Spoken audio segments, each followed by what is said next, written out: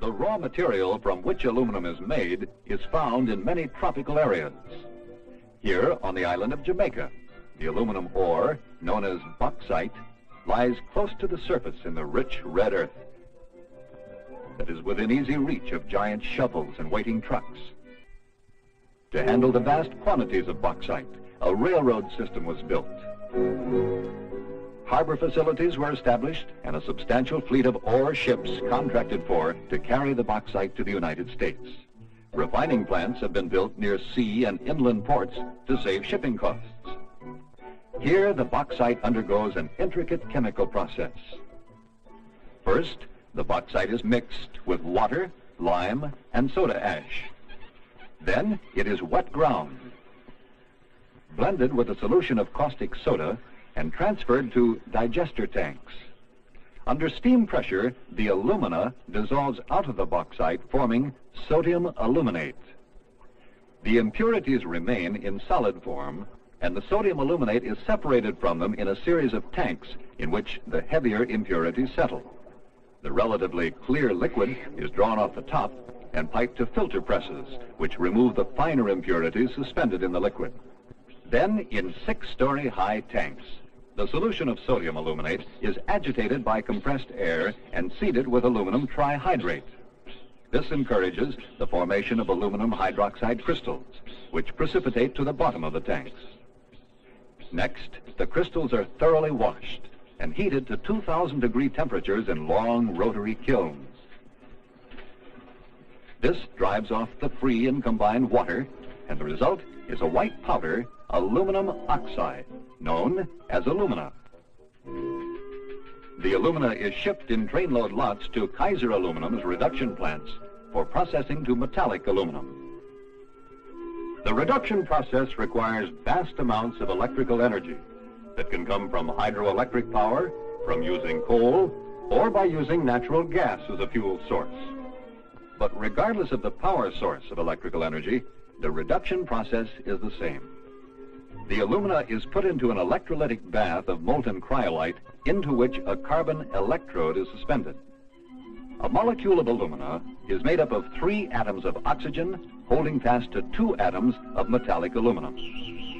Electrical energy frees the aluminum atoms from the oxygen atoms, and the molten aluminum sinks to the bottom of the bath.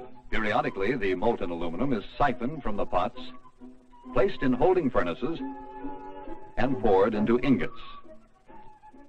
This primary aluminum, in the form of ingots, is shipped to customers either in pure or alloyed form. The fabricating process begins with alloyed blooms, which, after being reheated, are passed through the rolling mills. The blooms are subjected to millions of pounds of pressure to decrease their size and alter the molecular structure of the metal to increase its strength and durability.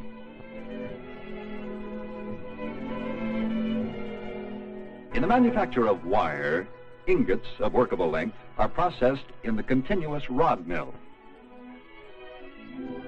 The fully automatic process is completed by a series of reductions.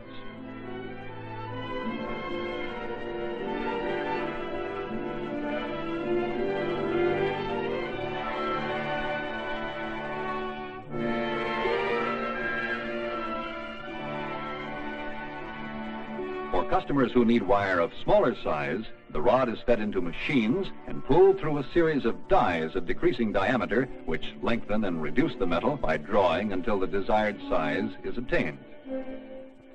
In addition, the plant makes many specialized types of wire and cable products, including aluminum cable steel reinforced for high tension lines, known as ACSR, and all aluminum cable, known as AAC. Triplex service drop combines 2 polyethylene-covered wires wound about a bare ground line, filling the need for a lower cost, simpler to install link between power lines and the nation's homes and buildings. At modern extrusion plants, like this one located near Baltimore, Maryland, designs and shapes like these are extruded through dies. Experienced designers are available to customers to make dies that meet the most exacting specifications. The die makers know from long experience that the most careful execution of design is essential to properly control the flow of metal through the die.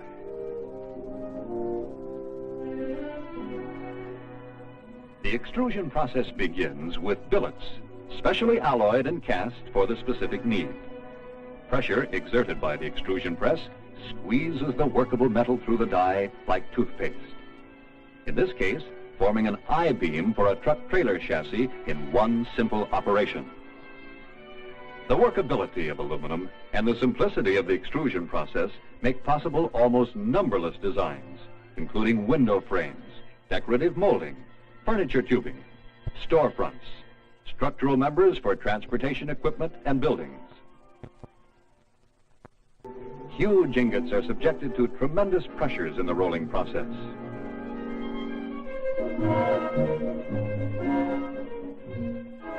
Driven by thousands of horsepower, the rolls compress the ingot, and after several passes, it is reduced from its original thickness of 13 inches to 3 inches, and its length is increased from 9 to 30 feet.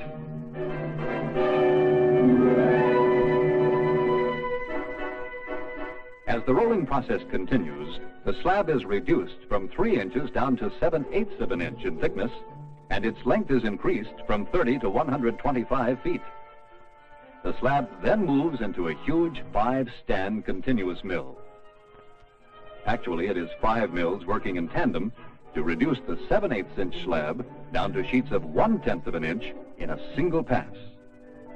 Observing this tremendous mill in action, one can't help but sense that here in this massive complexity is a symbol of the strength of the American private enterprise system. Operated by highly skilled workers, the costly equipment is made possible through investment by thousands of stockholders, men and women who believe that our American economic system can continue to produce more things for more people efficiently and without waste. The sheet streams out of the 5-stand mill and onto the roll-up machine, where it is coiled at high tension into large, tight rolls ready for further processing.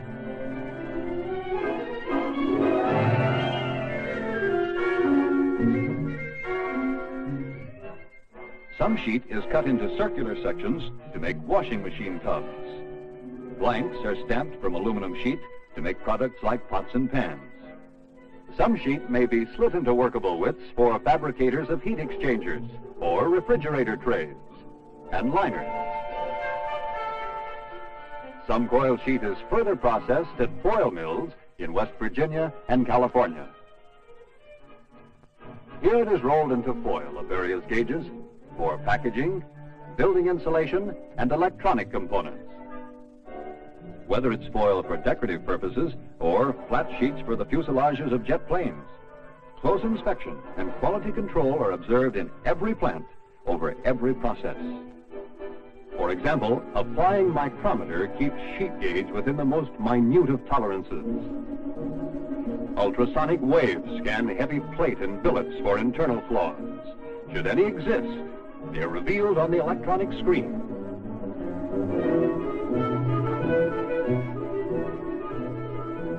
And the alloy content of the metal itself is analyzed by direct reading spectrograph, called a quantometer. These quality control procedures help sustain the high standards which fabricators and the public have always associated with aluminum products. Kaiser Aluminum works constantly with fabricators to solve technical problems and to develop new and better uses for aluminum, such as this tank to contain liquid hydrogen at minus 423 degrees Fahrenheit, which takes full advantage of aluminum's light weight, weldability, and increased strength under extreme cold. Agriculture has already benefited from new aluminum products. Rolling stock made of this light, durable metal helps railroads to increase payloads and cut maintenance costs.